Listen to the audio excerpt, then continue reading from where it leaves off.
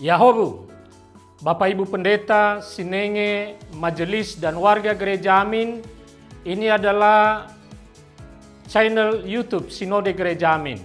Karena itu, bagi yang mencintai Gereja Amin, tontonlah, subscribe, like, dan bagikan. Gereja Amin yang tangguh, mandiri, dan peduli. Tuhan Yesus memberkati.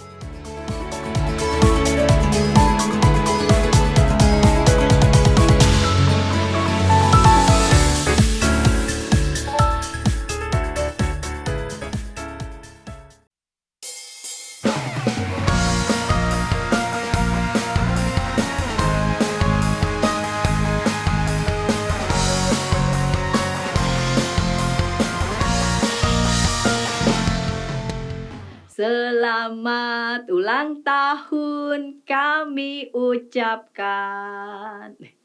Kak Santi ngapain ya nyanyi selamat ulang tahun?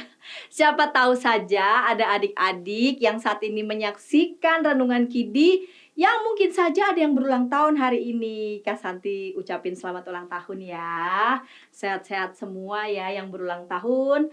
Hari ini Tuhan Yesus berkati. Nah adik-adik, kalau setiap ulang tahun biasanya apa saja sih yang adik-adik terima dari mama, papa, atau dari teman-teman? Ucapan selamat ulang tahun, dicium pipi kiri dan pipi kanan, atau mungkin ada kegiatan-kegiatan khusus yang dilakukan pada saat ulang tahun.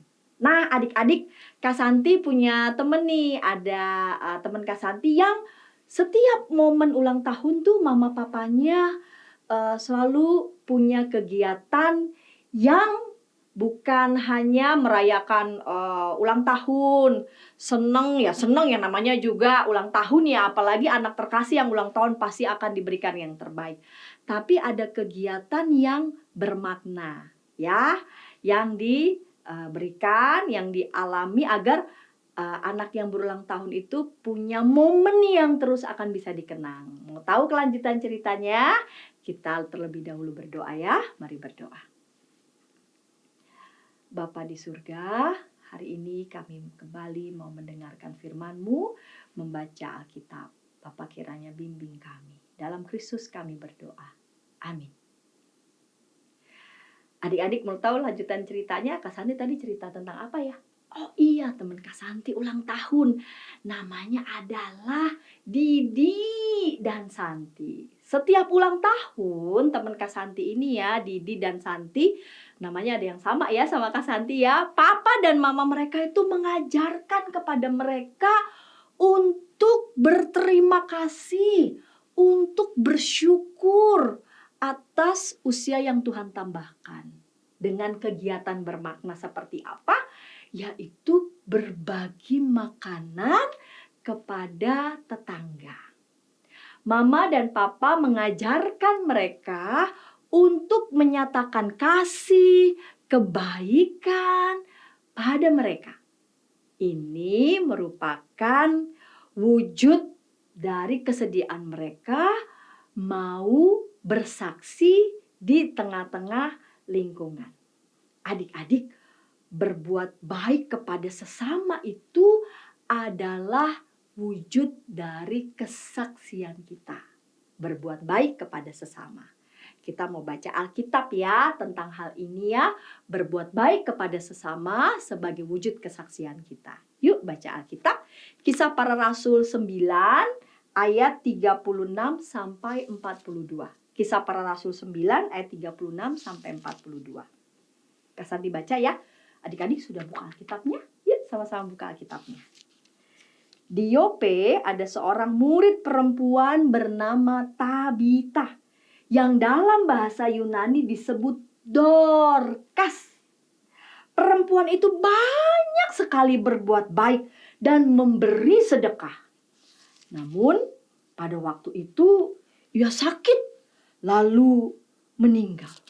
Setelah dimandikan, ia dibaringkan di ruang atas. Maksudnya dimandikan itu adalah biasanya ada beberapa begitu ya yang setelah meninggal itu dimandikan, dibersihkan. Nah, pada kala itu juga sama, ada tradisi setiap ada orang meninggal dibersihkan, dimandikan, lalu ditaruh di ruang atas. Kak Santi lanjutkan ya ayatnya ya. Karena Lida dekat dengan Yope, Lida dan Yope ini nama tempat, murid-murid yang mendengar bahwa Petrus ada di Lida menyuruh 2 orang kepadanya dengan permintaan. Segeralah datang ke tempat kami. Berkemaslah Petrus dan berangkat bersama mereka. Setibanya di sana,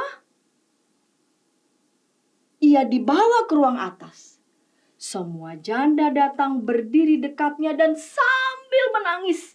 Mereka menunjukkan kepadanya baju-baju dan pakaian yang dibuat Dorcas waktu ia masih bersama mereka. Jadi ada begitu banyak orang, adik-adik yang miskin, yang menerima kebaikan dari Dorcas.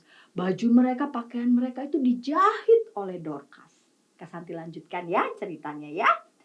Namun Petrus menyuruh mereka semua keluar. Lalu ia berlutut dan berdoa.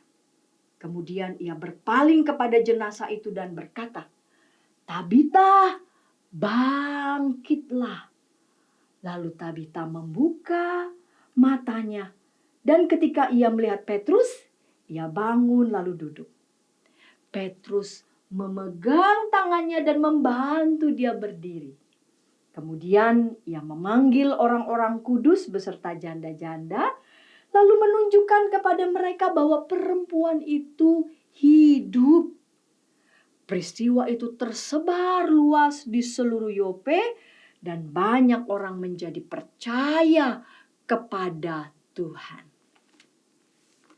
Adik-adik, di Yope ada seorang murid Tuhan Yesus bernama Tabita. Tabita itu dikenal baik hatinya karena suka menolong orang-orang. Ia menjahit baju dan membagikannya kepada orang-orang di sekitarnya. Pada suatu hari, Tabita, Dorcas ya sakit lalu meninggal. Banyak orang yang sudah menerima kebaikan hatinya itu merasa kehilangan, sedih. Lalu meminta Petrus untuk tolong Tabita. Petrus pun datang dan berdoa. Tabita pun hidup kembali. Kesaksian Tabita itu melalui kebaikan yang dilakukannya pada orang-orang di sekitar membuatnya mengalami kuasa Tuhan.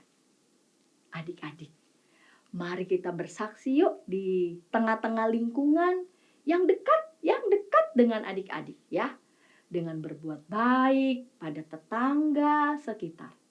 Caranya dengan berbagi dan membantu mereka. Dengan begitu, kita juga mempermuliakan nama Tuhan. Mari berdoa. Bapa di surga, berikan hati yang baik, hati yang penuh kasih untuk anak-anak-Mu dimanapun berada, agar dengan kasih itu mau berbagi dengan sesama yang mereka jumpai.